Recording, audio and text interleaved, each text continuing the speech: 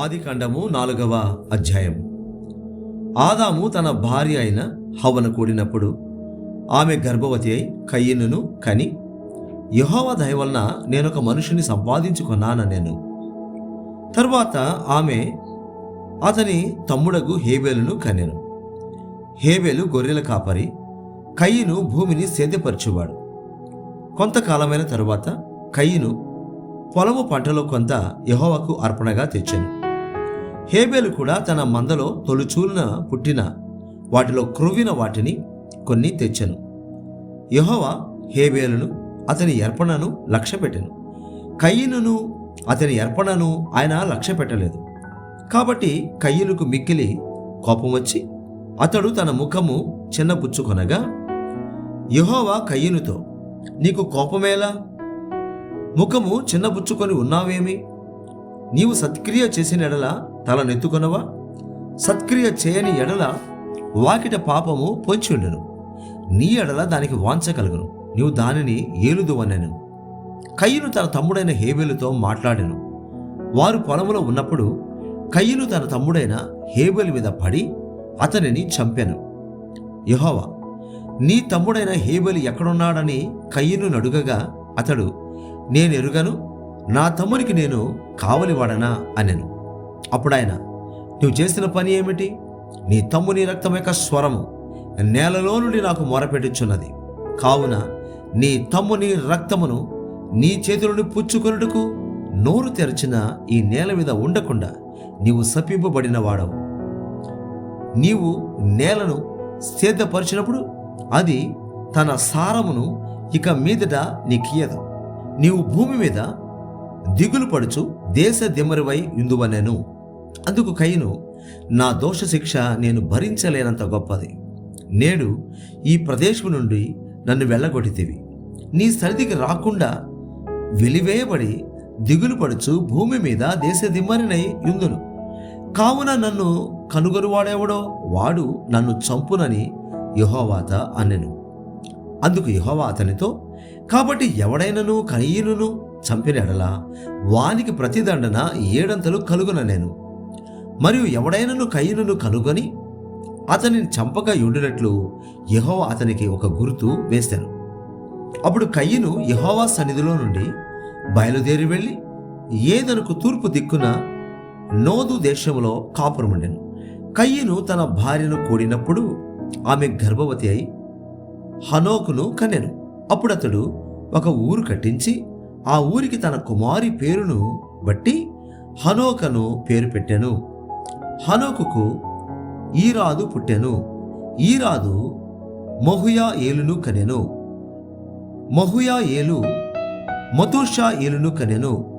మతూషా ఏలు లెమెకును కనెను. లెమెకు 2 స్త్రీలను పెండ్లి చేసుకొనెను.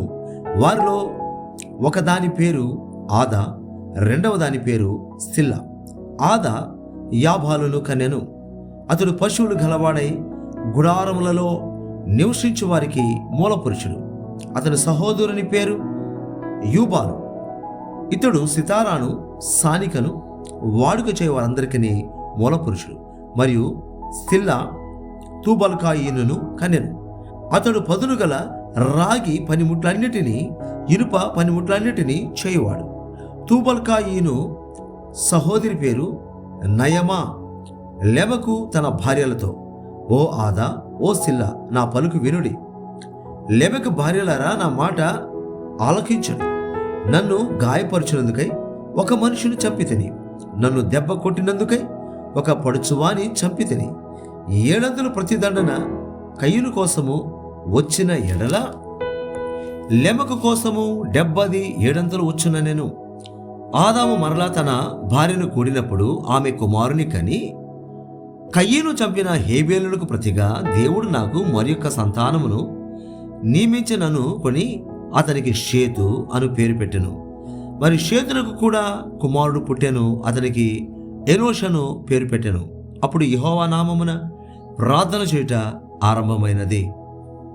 ఆదికాండము 5వ అధ్యాయము. ఆదాము వంశావళి గ్రంథం ఇదే. దేవుడు ఆదామును సృజించిన దినమున దేవుని పోలికగా అతని చేసెను.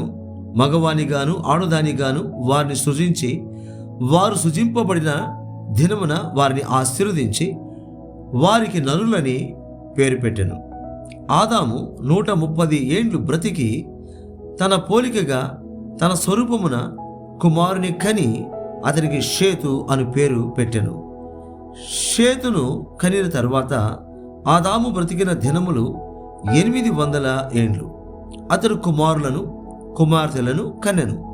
ఆదాము బ్రతికిన దినములని 930 ఏండ్లు. అప్పుడతడు మృతి పొందెను. షేతు 105 ఏండ్లు బ్రతికి ఎనోషును కనెను. ఎనోషును కనిన తరువాత షేతు 807 ఏండ్లు బ్రతికి కుమారులను కుమార్తెలను కనెను. షేతు బ్రతికిన దినములని 912 ఏండ్లు. అప్పుడతడు మృతి పొందెను.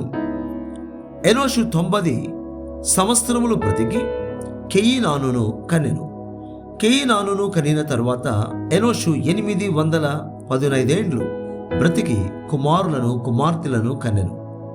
ఎనోషు దినములని 905 ఏండ్లు. అప్పుడతడు మృతి పొందెను. కెయీనాను 70 ఏండ్లు బ్రతికి మహలలేలును కన్నెను. మహలలేలును కన్నిన తరువాత కెయీనాను 840 ఏండ్లు బ్రతికి కుమారులను కుమార్తెలను కన్నెను. కెయీనాను దినములని 910 ఏండ్లు. అప్పుడతడు మృతి పొందెను. మహలలేలు 65 ఏండ్లు బ్రతికి ఎరెదును కన్నెను. ఎరెదును కన్నెను తరువాత మహలలేలు 830 ఏండ్లు బ్రతికి కుమారులను కుమార్తెలను కన్నెను. మహలలేలు దినములని 895 ఏండ్లు. అప్పుడతడు మృతి పొందెను. ఎరెదు 162 ఏండ్లు బ్రతికి హనోకును కన్నెను. హనోకును కన్నిన తరువాత ఎరెదు 800 ఏండ్లు బ్రతికి కుమారులను కుమార్తెలను కన్నెను. ఎరెదు దినములని 962 ఏండ్లు. అప్పుడతడు మృతి పొందెను. హనోకు 65 ఏండ్లు బ్రతికి మెతూషెలను కన్నెను. హనోకు మెతూషెలను కన్నిన తరువాత 300 ఏండ్లు దేవునితో నడుచుచు కుమారులను కుమార్తెలను కన్నెను. హనోకు దినములని 365 ఏండ్లు.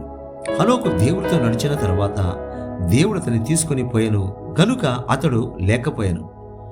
మెతూషెల 187 ఏండ్లు బ్రతికి లెమెకును కన్నెను. మెతూషెల లెమెకును కన్నిన తరువాత 782 ఏండ్లు బ్రతికి కుమారులను కుమార్తెలను కన్నెను. మెతూషెల దినములని 969 ఏండ్లు. అప్పుడతడు మృతి పొందెను. లెమెకు 182 ఏండ్లు బ్రతికి ఒక కుమారుని కని భూమిని యెహోవా శపించినందువలన కలిగిన మన చేతుల కష్టము విషయములోను మన పని విషయములోను ఇతడు మనకు నెమ్మది కలుగజేయుననుకొని అతనికి నోవహు అని పేరు పెట్టెను. లెమెకు నోవహును కన్నిన తరువాత 795 ఏండ్లు బ్రతికి కుమారులను కుమార్తెలను కన్నెను. లెమెకు దినములని 777 ఏండ్లు. అప్పుడతడు మృతి పొందెను. నోవహు 500 ఏండ్లు గలవాడై షేమును హామును యాపేతును కన్నెను. ఆదికాండము 6వ అధ్యాయము. నరులు భూమి మీద విస్తరింపనారంభించిన తరువాత కుమార్తెలు వారికి పుట్టినప్పుడు దేవుని కుమారులు నరుల కుమార్తెలు చక్కని వారిని చూచి వారందరిలో తమకు మనస్సు వచ్చిన స్త్రీలను వివాహము చేసుకొనిది. అప్పుడు యెహోవా నా ఆత్మ నరులతో ఎల్లప్పుడూ వాదించదు. వారు తమ అక్రమ విషయంలో నరమాతులై ఉన్నారు. అయినను వారి దినములు 120 ఏండ్లగునెను. ఆ దినములలో నెఫీలులను వారు భూమి మీద నుండిరి తరువాత ఉండిరి. దేవుని కుమారులు నరుల కుమార్తెలతో పోయినప్పుడు వారికి పిల్లలను కనిరి. పూర్వకాలమందు పేరు పొందిన శూరులు వీరే. నరుల చెడుతనము భూమి మీద గొప్పదనియు వారి హృదయం యొక్క తలంపులలోని ఊహ అంతయు ఎల్లప్పుడూ కేవలము చెడ్డదనియు యెహోవా చూచి తాను భూమి మీద నరులను చేసినందుకు యెహోవా సంతాపము నొంది తన హృదయములో నొచ్చుకొనెను. అప్పుడు యెహోవా, నేను సృజించిన నరులను, నరులతో కూడా జంతువులను, పురుగులను, ఆకాశ పక్షాదులను భూమి మీద నుండకుండా తుడిచివేయుదును. ఎలయనగా నేను వారిని సృష్టించినందుకు సంతాపము నొంది ఉన్నాను నేను. అయితే నోవహు యెహోవా దృష్టి యందు కృప పొందినవాడాయను. నోవహు వంశావళి ఇదే. నోవహు నీతిపరుడును, తన తరములో నిందారహితుడునై ఉండెను. నోవహు దేవుడితో కూడా నడిచినవాడు. షేము, హాము, యాపేతను ముగ్గురు కుమారులను నోవహు కనెను. భూలోకము దేవుని సన్నిధిని చెడిపోయి ఉండెను. భూలోకము బలాత్కారముతో నిండి ఉండెను. దేవుడు భూలోకమును చూచినప్పుడు అది చెడిపోయి ఉండెను. భూమి మీద సమస్త శరీరులు తమ మార్గమును చెరిపివేసుకుని ఉండేది. దేవుడు నోవహుతో, సమస్త శరీరం మూలముగా భూమి బలాత్కారముతో నిండి ఉన్నది గనుక నా సన్నిధిని వారి అంతము వచ్చి ఉన్నది. ఇదిగో వారిని భూమితో కూడా నాశనము చేయుదును. చితిసారకపు మ్రానుతో నీ కొరకు ఓడను చేసుకొనుము. అరలు పెట్టి ఆ ఓడను చేసి లోపటను వెలుపటను దాని కీలు పోయవలెను. నీవు దాన్ని చేయవలసిన విధమిది. ఆ ఓడ 300 మూరల పొడుగును, 50 మూరల వెడల్పును, 30 మూరల ఎత్తును గలదై ఉండవలెను. ఆ ఓడకు కిటికీ చేసి పైనుండి 3 క్రిందకి దాని ఉంచవలను. ఆ ఓడకు కిటికీ చేసి పైనుండి 3 క్రిందకి దాని ముగించవలెను. ఓడ తలుపు దాని ప్రక్కను ఉంచవలెను. క్రింది అంతస్తు, 2వ అంతస్తు, 3వ అంతస్తు గలదిగా దాన్ని చేయవలెను. ఇదిగో నేనే జీవవాయువు గల సమస్త శరీరాలను ఆకాశము క్రింది నుండకుండా నాశనము చేయుటకు భూమి మీదికి జల ప్రవాహము రప్పించుచున్నాను. లోకమందున సమస్తమును చనిపోవును. అయితే నీతో నా నిబంధన స్థిరపరచుదును. నీవును, నీతో కూడా నీ కుమారులను, నీ భార్యయు, నీ కోడండ్రును ఆ ఓడలో ప్రవేశింపవలెను. మరియు నీతో కూడా వాటిని బ్రతికించి ఉంచుకొనుటకు సమస్త జీవులలో, అనగా సమస్త శరీరం యొక్క ప్రతి జాతిలోనివి 2 చొప్పున నీ ఓడలోనికి తేవలెను. వాటిలో మగదయు ఆడదియు ఉండవలెను. నీవు వాటిని బ్రతికించి ఉంచుకొనుటకై వాటి వాటి జాతుల ప్రకారము పక్షులలోను, వాటి వాటి జాతుల ప్రకారము జంతువులలోను, వాటి వాటి జాతుల ప్రకారము నేలను ప్రాకు వాటి అన్నిటిలోనూ ప్రతి జాతిలో 2 చొప్పున నీ యొద్దకు అవి వచ్చును.